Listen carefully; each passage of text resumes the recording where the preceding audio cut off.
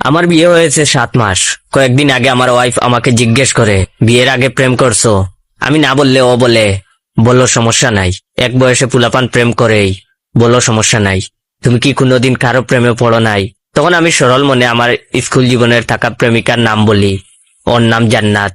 কিভাবে প্রেমে পড়েছি, কয়দিন ছিল সব বলি, এবং এসএসসি এক্সামের পর ওর বিয়ে হয়ে যায়। ওই দিন রাত থেকেই শুরু হয় আমার উপর কথা শোনানো। ও রাতে ঘুম ভেঙে দেখে আমি মুভি দেখতেছি। তারপর ও বলল, জান্নাতের সাথে কথা বলো। সকালে ঘুম থেকে উঠলাম। আইসা বলে, এত দেরিতে ঘুম থেকে উঠছো, সারা রাত জান্নাতকে স্বপ্নে দেখছো?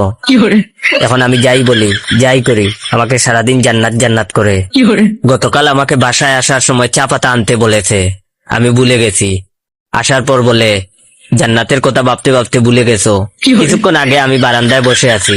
আইসা বলে, তোমার কি মন খারাপ? জান্নাতের কথা কি খুব মনে পড়তেছে? এর কিছুক্ষণ পর আমি কিচেনে গিয়ে তাকে পিছন থেকে জড়িয়ে ধরলাম। উদ্দেশ্য ছিল বলবো, আর এভাবে ছুটা দিও না, কিন্তু জড়িয়ে ধরতেই ও বলে, এত হ্যাপি কেন? জান্নাতের কথা ভাবতাছো নাকি?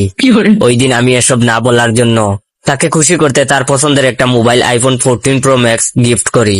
গিফট পেয়ে খুশি হয়েছে ঠিকই, কিন্তু বলেছে, কিসের খুশিতে গিফট করছো? আজকে জান্নাতের বার্থডে নাকি? ইভেন জান্নাত নাম নিয়ে একটা গানও বানিয়ে ফেলেছে।